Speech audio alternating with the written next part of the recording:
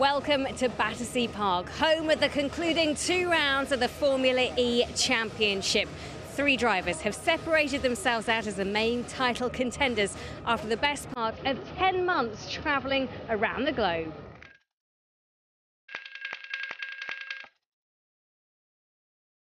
A grid full of electric racers.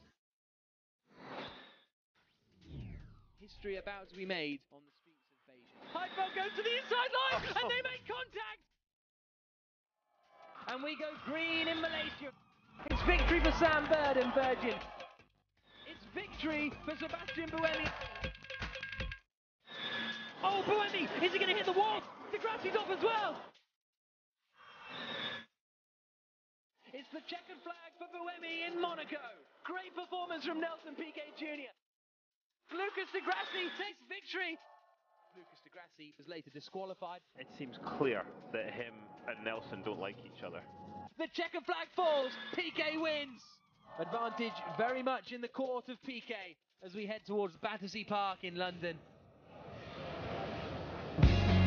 So that gives you a flavour of the season so far. Now, this weekend, Nelson Piquet Jr.'s win in Moscow means that he arrives here in London with a 17-point lead over his great rival and fellow Brazilian Lucas de Grassi.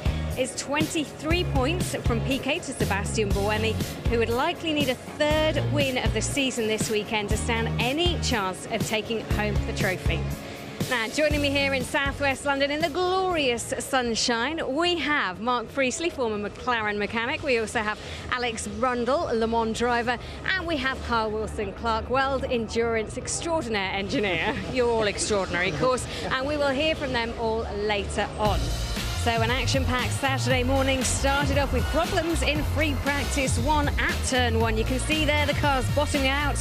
It was very bumpy and a little bit slippery and slidey as well. Well, the drivers weren't happy, so the corner was modified. You can see there the barrier being taken out to make it a little bit narrower there, and it also meant the race was to start under the safety car as the corner was too tight for a grid start, so pole became even more important.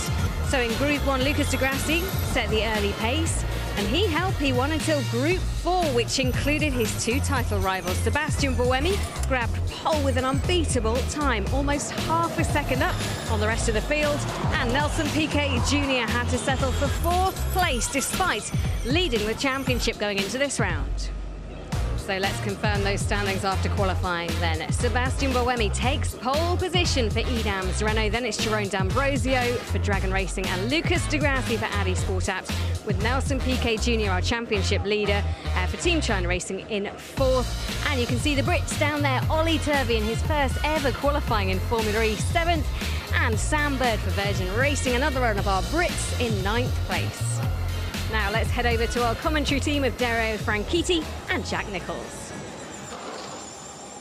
So it'll be a safety car start, and the race has now officially started, but when the safety car pulls in at the end of this lap, that is when we will go racing. We are on lap 1 of 29, so they will be going at a reasonable pace behind the safety car. They're not going to be crawling around like we saw on the warm-up lap in Beijing all those months ago. Yeah, this is an absolute necessity. They showed up this morning, they'd done a track walk, and several track walks in fact, but the bump was just too big in turn 1, and they had to make this change. And for actually just driving the track, it's not that big a deal, but for racing, it's just too narrow. So a really unfortunate set of circumstances here, and I think they've done the only thing they could do, unless they were going to move the start to another straight or something. But once the green flag goes, I still think turn 3 is going to be pretty interesting on that first lap.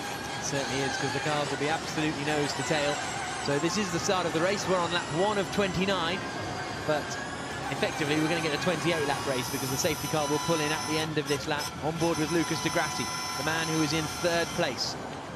They've got to be doing everything they can here to save a little bit of energy. It is a very long track by Formula E standards, and so anything you can do to save a little bit of power, usable power there, is going to just help you towards the end of your stint, and maybe even open up an extra lap and some type of different strategy. I don't see anybody doing an extra lap today simply because you'd have to save so much energy to make that 1 extra lap. Now the pit in is quite early on, it's well before the last corner, so we'll see when Sebastian Buemi starts to peel them in and slow them down and get ready for the start of this race. as we say. For the rest of the race, turn 1 will be absolutely fine. Not wide enough to pass him, but you can go through there flat out, no problem. As they come through this long left-hander at turn 13 now. That's Rosary Gate, down into the final chicane on the course. So up at the front, it's Sebastian Buemi. The safety car pulls into the pits, and we go green in London. Buemi has gone very, very early before he even gets to the final corner, and the racing gets underway. Sebastian Buemi holds the lead of the race and caught everyone else really a little bit unawares. He did. He went early there. He went as early as he was possibly allowed. Jean-Eric Vergne fairly close to PK here, but not close enough to make a move. Certainly not through turn 1. So through they come then to start racing proper. How bumpy it is down that first straight there. We're going to talk about bumps all day here. We have all season with street courses. This one brings the bumps to an absolutely new level. Anybody that's driven on British roads will know what we're talking about. Look how much of the curb they're using there, though. Yeah, so the racing is underway. This is through the chicane at 6 and 7. Then they come out onto a little stretch before the run up to Sungate. A tight, left-handed 90-degree corner at turn 8. Well, you see the cars appear there. There's a massive crown in the road. You can't really see it, and it's so difficult for the guys to brake over there, across that crown. And that's where you'll see some people lock on the rears and walk in the fronts as well as they approach that turn 8. So Buemi leads, D'Ambrosio second, De Grassi third, PK and Vergne the top 5. The order is as it was at the start of the race. No one making any moves just yet. And someone dropping back there. That's Loic Duval is dropping back from the back of Salvador Duran in 10th place. We've got Daniel Abt further back. Look at the wake that the car creates. You see the trees moving a bit above the track.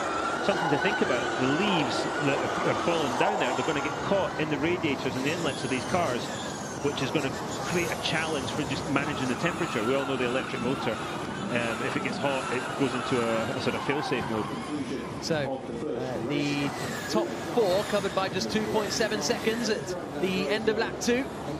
They come down into the first turn again, the quick left-hander. Watch out for Jean-Eric Vergne trying to make progress, and also keep an eye on these battery energy levels, because Nelson Piquet is pushing hard, I think, in these opening stages. We're on board with him now. He wants to get past Lucas de Grassi in front of him as they run up towards these 2 series of chicanes here. This next one pretty much flat out. The Piquet, the car we're riding on here, is actually used a little more usable power than the car in front. That's unlike him. So he's clearly, as you say, Jack, pushing hard here, trying to make something happen, trying to get to the front and then manage it from there.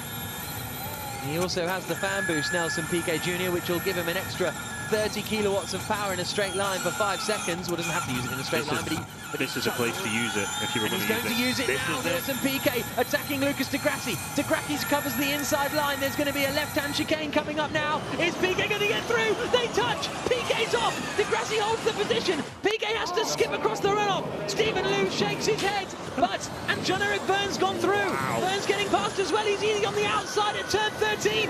What a move from Jean-Eric Vergne if he can pull this one off, and he can. He's got the inside line. Piquet has to back out of it. Disaster for the championship leader. He went for it.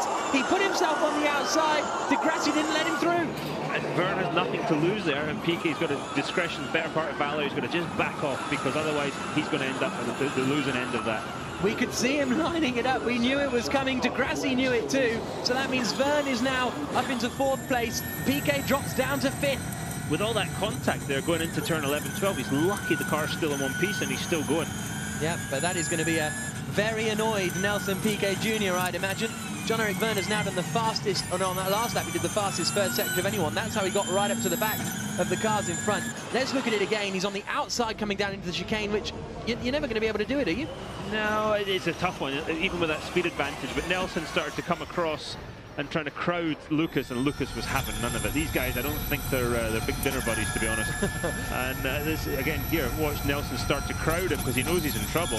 And then once Nelson starts to crowd him, Lucas just does the same back to him. And well, I'm surprised we've got 2 cars pointing in the right direction. And look at that. Great. That was a big move by Jean-Eric Vergne, round the outside in 13th. And Nelson's got to give up there, because otherwise it's all over. Down they come into the left-hander at Chelsea Gate once more to complete lap 6. It's Vergne and De Grassi's radio that we've got, both of them faded up. They flash into the first turn. Piquet Jr. is dropping back a little bit now. 57% of energy remaining as well. So I thought Piquet might have gone into super conservative mode. Now that he's dropped back, that might be the way he'd approach it. But he's got the least amount of usable energy compared to anyone. And he has used his fan boost. Yeah. And he's dropping back from Verne quite a lot. Yeah, I'm surprised to see that. Yeah, again. Verne out of shape coming into Sungate. That could give... sorry, De Grassi out of shape coming into Sungate. That could give Verne an opportunity as they bounce up towards the late chicanes now. But again, still not quite close enough. I mean, Verne is filling De Grassi's mirrors here. And De Grassi knows, he's not a stupid boy. He knows for a fact that Verne is just, doesn't care. He has nothing to lose. And he's setting him up here for a move. This is a good opportunity for Jean-Eric Verne. Looks to the outside, just like Nelson Piquet Jr. did. But that'll compromise De Grassi's run in. Can Verne get it on the way out through the long left-hander at Rosary Gate? This is a great battle between them. I don't think he's quite going to have the pace this time around. Feints towards the inside line. What a move! Jean-Eric Verne goes through into third place. Wonderful move from the Frenchman, and he's up into fourth past De Grassi. I was just about to say, a bit too far back for a lunge, but apparently not. Great job by Jean-Eric Verne. Wow. You can't overtake on this circuit. You can't, Nice no. move, nice move. Let's work on getting the Ambrosia. So that's the team. Shot at 9. That's the team radio just saying. Roger Griffiths there on the radio. Yeah, good move. Get on with it. D'Ambrosio's in second. You can close him down. Verne has used a lot of energy compared to the other drivers. You can see he's got 6% less than D'Ambrosio in front of him, but Piquet's on a similar level. Well, I'll tell you what, right now, Jean-Eric Verne is the best friend of Sebastian Buemi and Lucas de Grassi, having taken those points, sorry, of Piquet. Do you think he meant to overtake here? Or did he just snatch the brakes and have to? No, he was making the move, but then the brakes snatched. These brakes are comfortable at a certain amount of brake pressure, and then they lock very quickly, and that's what we just saw there, but he managed it well. And that all started back at those chicanes. Yeah, and that was what Karun said on the track ride yesterday. If you're setting them up there, you can make him. You said it yourself. He's compromised his next exit. He did it and nailed it. There's a happy team there. Yeah, absolutely. Roger Griffiths, the man in the middle there, is the one who would have come on the radio to Jean-Eric Verne. So Buemi still leads this race, and if things stay like this, he'll just be 3 points behind Nelson Piquet at the top of the championship. So Piquet would still lead, and then Buemi would be 3 points behind in second place. He'll award himself right back into contention going into the final race of the season.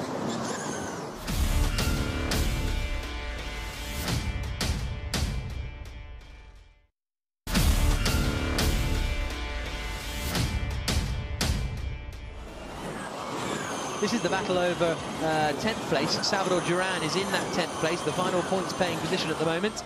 And this is Bruno Senna battling with Sam Bird. Oh, and a branch comes down from the tree and gets obliterated.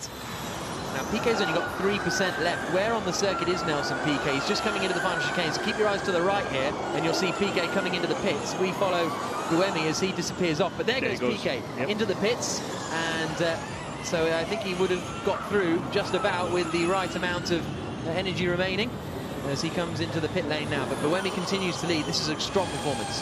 Yeah, very, very strong. He's Yamamoto on fan boost there. Yeah, in comes Sataka Yamamoto using his fan boost. So he's coming in. He's coming next lap, isn't he? Now he's got some clear air. He decides to use it, I think. Yep. Here we go. So in comes Nelson Piquet. So Werner's come in as well, as has De Grassi. So actually Piquet's kind of used his more efficiently because they had less than all the others, but they've all come in on the same lap. Fabio Lima's been in and out again. That's what the little C means next to Lima's name. That means he's changed his car. Hopefully no mistakes in the pits today by any of the teams. We had the situation in Moscow where the EDAMS team thought incorrectly the minimum pit stop time got caught in 10 seconds. Look at Piquet, look at those eyes, going. Looking at the engineer. Floors it, he's going to come out still behind Lucas de Grassi, and presumably up in front of that Jean-Eric Verne has left the pits as well. Yes, I think he has. He'll just be coming out of the pit lane now. Such a tight exit, pit lane exit. You cannot believe it. I was surprised how tight that pit lane exit is.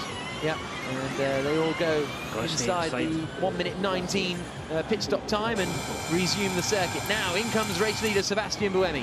How many times do you think they will have checked over the stewards' bulletin ahead of this one? Because last time out in Moscow, they didn't read the bulletin and thought the pit stop time was something completely different to what it was, and ended up waiting in the pits 9 seconds longer. Sam Bird now leads the race at his home E-Prix. D'Ambrosio's quite close, actually. Yeah, he's done a good job there. He's done a good job sticking with it. In they come.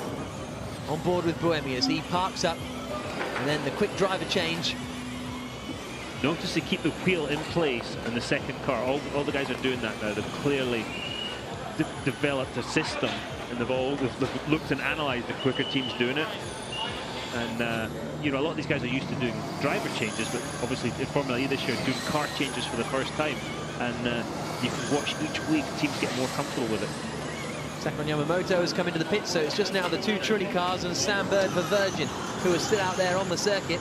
So out comes Buemi, well in front of the Dragon car of Jerome D'Ambrosio. So this could be a change here for second place, because D'Ambrosio seems to have had quite a slow pit stop. We're on board with Lucas Di Grassi, but out comes Buemi now. He hits the pit stop time. Now, how slow was D'Ambrosio? Identical. So he loses the back end coming out, but here comes Jean-Eric Verne in the Andretti on the left-hand side. D'Ambrosio chops across, holds on to that second place, but I wonder if Sam Bird's going to be close to making it here. He's got he's got 2% of usable energy remaining, but I thought that it was a bit of a slow pit stop in the end for D'Ambrosio, but they nailed it. He must have just been really quick coming into the pits. Out comes Daniel Abt further back. He's going to come out side by side with Loic Duval. This is going to be a little bit fun. Especially that yellow flag coming. Exactly. Oliver Turvey's using his fan boost, and he's the man in the middle of this pack here, flying into the first corner. I think he used it to defend from the Venturi car that was coming out of the pits alongside him. So, and now he's attacking Daniel Abt up into the left-hander. Well played, Turvey. Well, what a great pass there. Well done. Good stuff from Oliver Turvey. He overtakes Daniel Abt, who he was in front of anyway. So did he have a slow pit stop, Oliver Turvey? Yes, 10 seconds too long, Oliver Turvey. So there must have been a problem in there for the Englishman, because he's come out of the pits 10 seconds further back from where he was. Oh, and Abt's running wide. Twice. Has he got an issue with the right front? Has he hit the wall? That allows Stefan Sarazan to get past him. He's going to hold the inside line, Daniel Abt. Sarazan comes across and covers it off. And now the Amlin car attacks to the outside. A bit of contact. Durant forces his way through, and they both just about make it past. But Daniel Abt must have picked up a problem, because he's gesticulating there, not happy with Salvador Durant. Not going to help things, is it? Great pass by Durant. I mean, that was right round the outside. Here's Sam Bird. Yep, making his way out of the pits after he took the lead. Lap 17 of 29. Let's see here. Everyone else pretty much nailed it except for Oliver Turvey. So 20, yep. Sam was 1:23. Slow stop actually for Sam Bird. 5 seconds slower than it should have been. And he's going to come out behind this battle. He was up behind Senna, who's just flashed through shot in front of us. So now it's Senna, Duval. Oh, somebody's in the wall. Oh, it's Daniel Abt. Daniel Abt has gone into the wall at the final turn. Daniel Abt in the wall at Chelsea Gate. That's 3 times in 1 lap. Something must have happened to that car, because he went off in 3, off in 8. Now then, you know what the time is? Safety car o'clock, I'd imagine. Yeah, I would it hasn't been announced yet, but it'd be surprising if we didn't get a safety car. Look at Heidfeld. This is a great corner. Nick was rather on it there. Oh, look at the Venturi boys just are ignoring the chicane. Yeah, just doing their own thing. So Daniel Abt in the wall, out of the race. Real shame for the German. Got to be a safety car where that car is, right? You think so? He's still parked there in the wall, still shaking his head. As across the line there comes Jarno Trulli. And the Abt team really frustrated. And I think, at the moment, Edams are going to wrap up the title, because they've got Buemi in first place, Nico Prost in 6th. And you can see the yellow flag there at the final corner. Everyone having to avoid it. Why the safety car hasn't been deployed yet. Well, Daniel Abt wants to go across the track back to the pit lane, but I don't think that's a sensible idea. Dan? Not sure that'll be allowed. And Sakon Yamamoto stuck at the pit exit. The Amlin car appears to have run into trouble on his way out of the pit lane. Do a quick reset of the systems. Power cycle is the technical way of safety car deployed. Safety car has been deployed. So Daniel Abt, he was well deep here for no reason. But it just didn't turn. It was a little deep, but it didn't turn. But then it happened again on the next corner. Yep. Here, and battling with Stefan Sarazan. That caused it. That running white caused this issue. So turn 8, running wide in 8, allowed the Amlin car to get alongside him. And there was a bit of a touch here, so maybe some damage Wrong came side in of the here. car. But there wasn't that much of a hit. But then this is the moment. Yeah, locked him up. Yeah. Look how much understeer. There's something weird going on with the right front of that car. No, there's no way that Abt would have made that many mistakes on one lap. So there's the Qualcomm safety car, waiting to pick up the leader. First safety car we've had since Monaco, I think. We went 2 races without it in Moscow and Berlin. And there is poor Daniel Abt. So let's now hear from Mark Schneider from the Abt team. Do they know what happened to Daniel Abt? Because it looked very strange. He's down in the garage while we're behind the Qualcomm safety car, talking to Nicky Shields. Mark Schneider, disappointing obviously for Daniel Abt. Do you know what actually happened? Was there damage to the car? Well, Daniel's not back in the pits yet, but what he said on the radio, he's having a hard fight with some Emlyn car and with his China car. There was a good battle, it was great for the spectators, but obviously something broke on his car because he said the steering just went straight, so it was nothing he can do. So I surely believe it's not been his fault, but it's a shame, you're right, yeah. A big shame, and then obviously it slightly takes you out of contention for the team championship. Yeah, but as you know, we're fighting for everything we can get. Team championship, driver championship. I mean, this weekend it's all or nothing. It's all in, as you say, in a poker game. So we fight until the very last lap.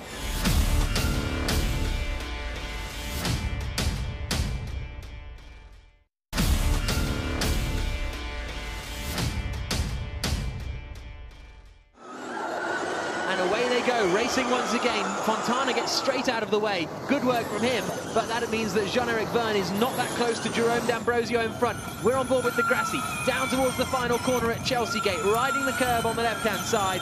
9 laps to go here in London. Buemi leads, D'Ambrosio second, third is Vergne, fourth is De Grassi, fifth is Piquet. Piquet still has 1 fan boost left to use, though. That'll give him an extra power for 5 seconds, and that could be crucial in terms of the championship battle. Yeah, the leaders here. Look how good that Andretti car is on the power out of the corner. It keeps gapping them out of the tighter corners there. Piquet's closed, or did close up there, lost it a bit in the middle of the corner, but closed up on Lucas de Grassi. On board we go with Nelson Piquet now. Look at the campers there. Look at the car leaving the ground through turn 8. Again, this is the point of the track. You can actually make something happen or overtake if you can get them into defensive position. You can compromise the car in front's exit and maybe get them in the next bit. You hear the car bottoming there on the crown of the road. Into the right, into the left. First gear there in that chicane. Pretty long gears in the old Formula E car. And some of the type of chicanes there you have to be first. Piquet dropping back a little bit now from Lucas de Grassi. Now it's all about that usable energy on the left-hand side, and really you don't, I mean, you still need to look after it, but having more than anyone won't really achieve you too much come the end of the race. Sam Bird's got a lot to burn through because he stayed out a lap longer than anyone else. So he's got 77% of usable energy remaining there in 10th place. Yeah, you don't get a refund if you don't use all that energy, so you've got to get as close to zero when you cross that checker flag as you can and gain as many positions if you can through that. On board with De Grassi in 4th and Piquet in 5th. As the graphics are the other way around to the pictures, but we've got Piquet on the left-hand side, De Grassi in front of him on the right-hand side as they swing into the chicane, and again Piquet's closed in a little bit now. Yeah, he's very good at that first segment of the track, isn't he? Yeah. Really lobbing it through that chicane. That's fantastic to see. Bird is tucked right up behind Nick Heidfeld in front in the battle over 9th place. All nose to tail as they filter through. They fit out. Very wide there over turn 8. Could give Bird an opportunity as they come down towards the lake chicanes and disappear under the canopy of trees. Really spectacular place for a race, this, and we've only got 8 laps to go. Buemi it is leading the way. D'Ambrosio in 2nd. This would mean Buemi slashes the gap to championship leader Piquet to just 3 points going into the final race tomorrow. Here's Bird attacking. Yeah, he's got him defending here. Heidfeld's having to defend. Maybe Sam can make something happen. Through the long left-hander at Rosary Gate. He's not quite close enough for a move coming down into the chicane. Oh, it takes a lot of curve and a lot of speed actually through that chicane. Down towards the final corner at Chelsea Gate. Lock up in front from Lucas de Grassi, and he in turn is right up behind Jean-Eric Vergne. Now, Vergne's not in the title fight, but if de Grassi can get past Vergne, he gains more championship points. Yeah, absolutely. Any spot you can make, and any spot you can make, especially on a championship rival, you're going to take. On board again with Nelson Piquet Jr. Right up to the back of de Grassi. Through the left-hander at Prince Albert. Now out onto the little stretch that takes you towards the first sequence of chicanes. Here we go on board with them. Watch how quick this next chicane is.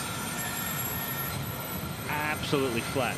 Yeah. The exit curve doesn't even exist. And a car in the air there trying to break for 8. And this is where Piquet just starts to drop back a little bit. Doesn't quite have the same momentum he does in the first couple of corners. And this is where he needs to be there. 8, 9, 10, 11, 12 is where it's all happening. And as we saw before, that pass into 14 that Jean-Eric Vergne did earlier in the race. Rattling over those curves. Sam Bird is right there. Absolutely on the gearbox of height. Sebastian Buemi has a 1-second lead at the front of the field. Jerome D'Ambrosio in second place for the Dragon team. Third is Jean-Eric Vergne, and then it's Vergne, de Grassi and Piquet all in a line over third spot. Sam Bird has just set the fastest middle sector of anyone. Another lock-up, I think, from de Grassi as they came down into the Millennium chicane, now down towards the final corner once more. Through goes Buemi, through goes D'Ambrosio, through goes Vergne, through goes de Grassi, through goes Piquet. And Piquet is closer than he's been for a while, coming down the start straight into this first corner. Listen to them coming through. Oh, just cut away from it, but really quick turn 1. Even with those barriers there, turn 1 is still a quick corner. And de Grassi feels the need to go defensive, and that could give Piquet an opportunity now. Through the left-hander at Prince Albert. It's not quite wide enough to actually get the drive out. Nelson needs to be careful doing that. If he goes alongside him on the outside, Lucas squeezes him into the wall, it's all over. Yeah. He should. There was a bad move there to put the car in that position. Easy said from the commentary booth. Look how close. Heidfeld. And Sam Bird is right with Heidfeld though. Absolutely with him. Piquet's using his fan boost now, so we're on board with him, and he's not quite close enough. So that was an odd decision to move it. Was he looks to the inside coming into the chicane. De Grassi with a last-minute defensive swerve. Yeah. Piquet not quite close enough still. That's it. Now into the next chicane. De Grassi still feels the need to go defensive. The question is, was Nelson turning it up or down on the... He's going to get a good drive out of here, just like we saw Jean-Eric Vergne do. He's nose to tail. How brave is he feeling? Coming down into the Millennium chicane. What's Piquet going to do? Absolutely with his championship rival, de Grassi. The back end gets out. They almost make contact. They both survive. Incredible racing.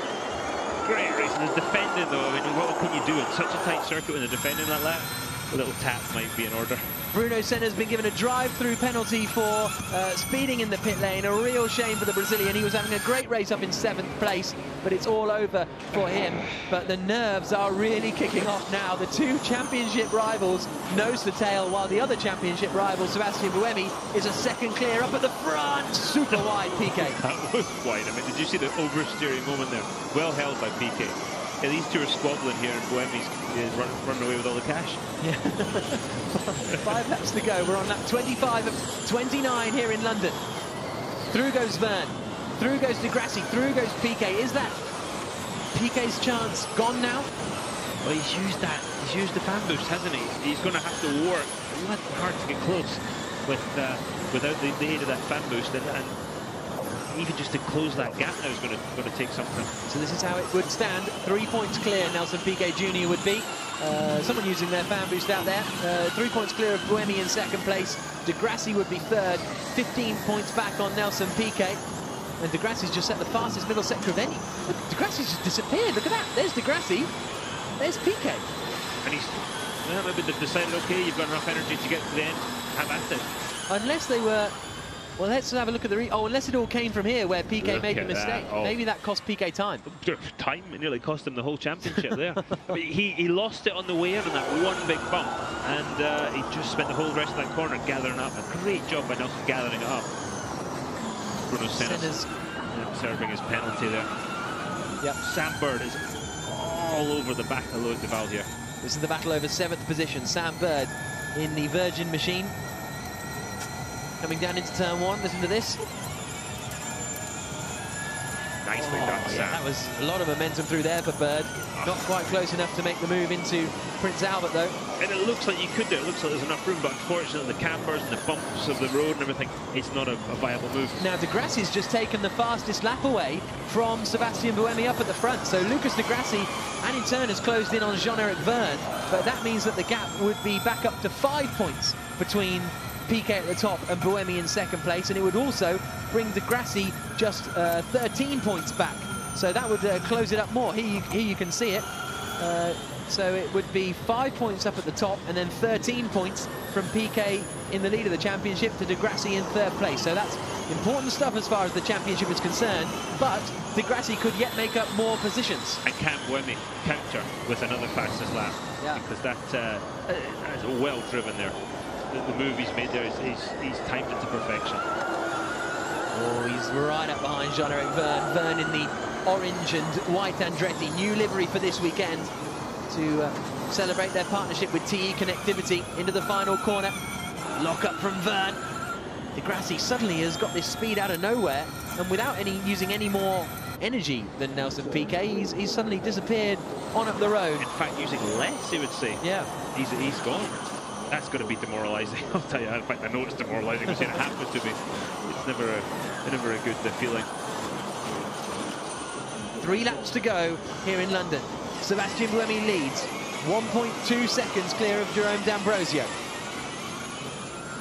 Here's a look at a replay of Sam Bird going for it on Loic Duval. That's coming into the lake chicanes, and Bird goes through. Good move from the Englishman, and he takes 7th position away.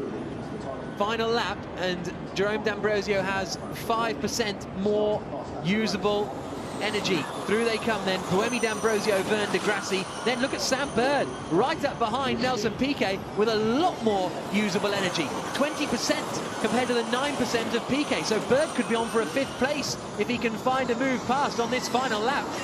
And you want to talk about somebody with nothing to lose. Yeah. Is Sam. Sam's had a season that's flattered to deceive every time and had all these things go wrong.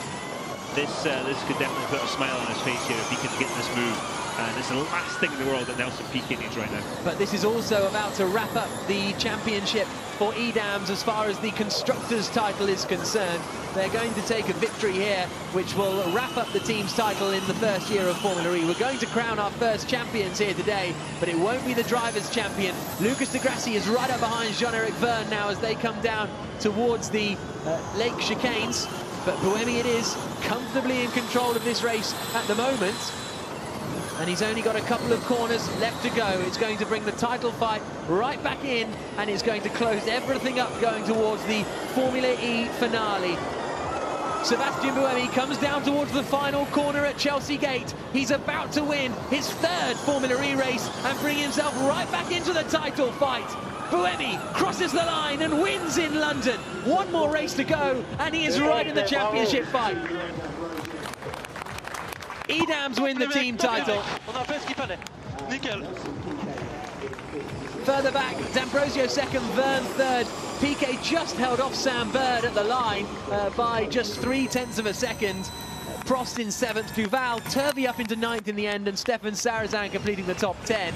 Buemi didn't take the fastest lap of the race, but all that means our top 3 drivers going into the title decider tomorrow are going to be separated by 13 points.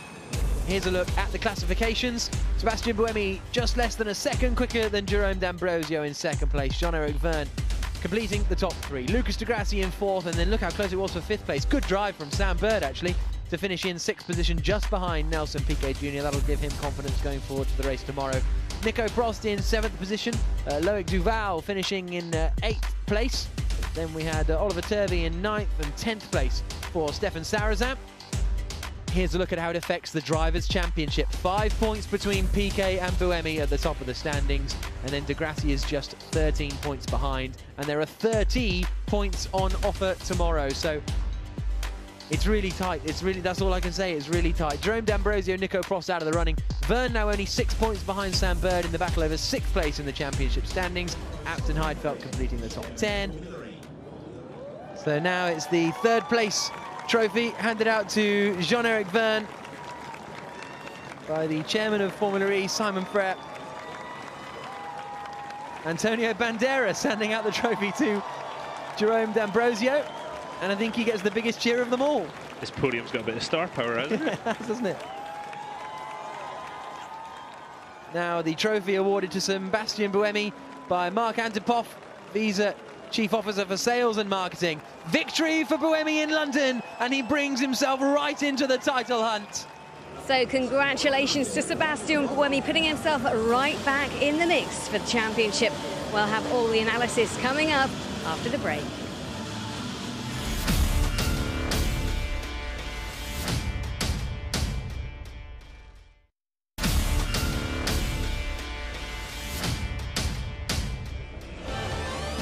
Welcome back to Battersea Park, and the Brazilians were at it again.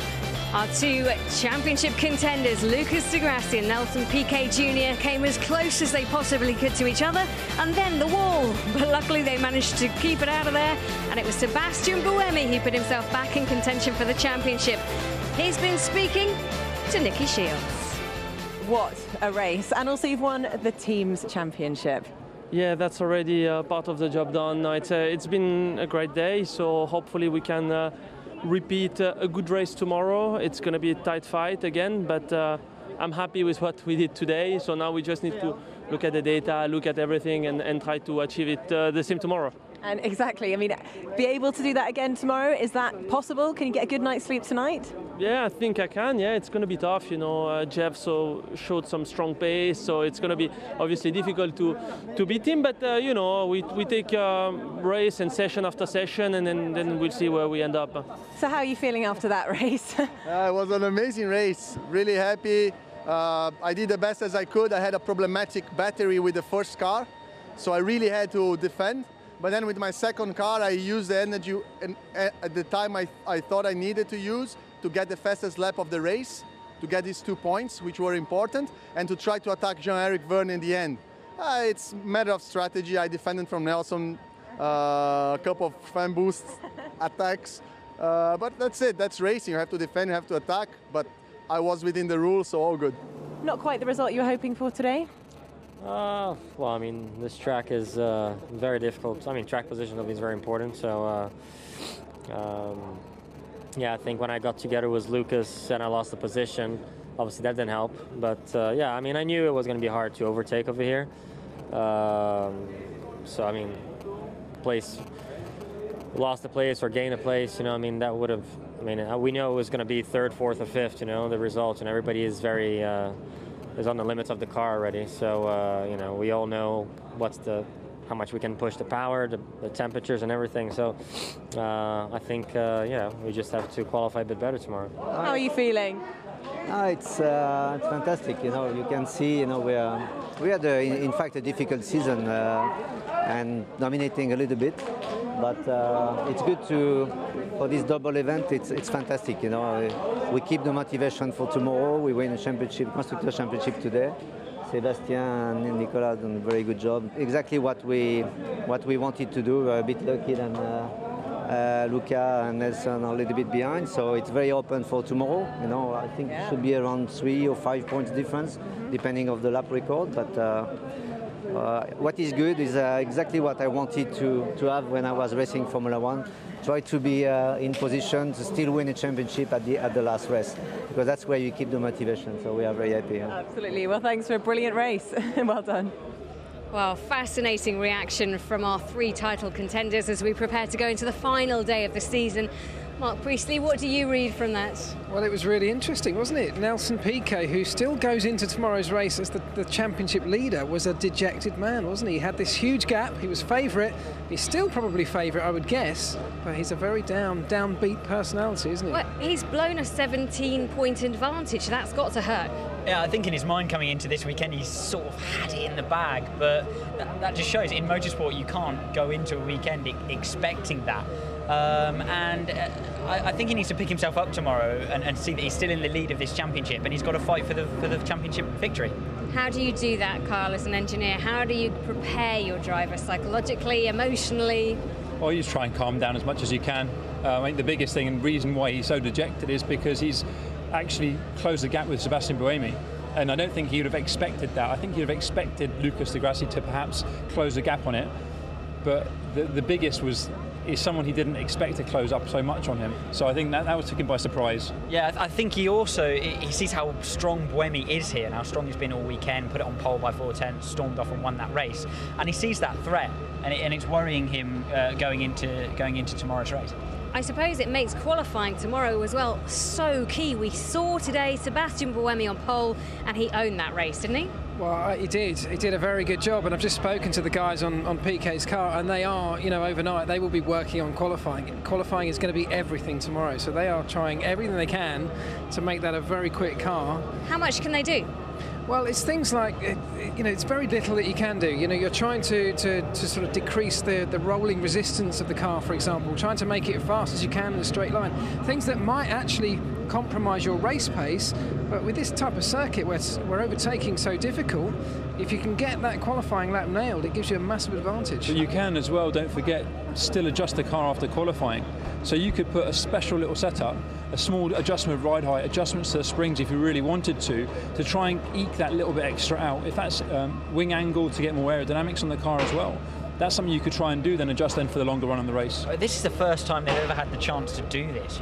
Take a race distance on board, go back, look at it, look at the data, and then come back with a better setup for tomorrow. So it's a very, very big opportunity for them now to hone in for tomorrow's race.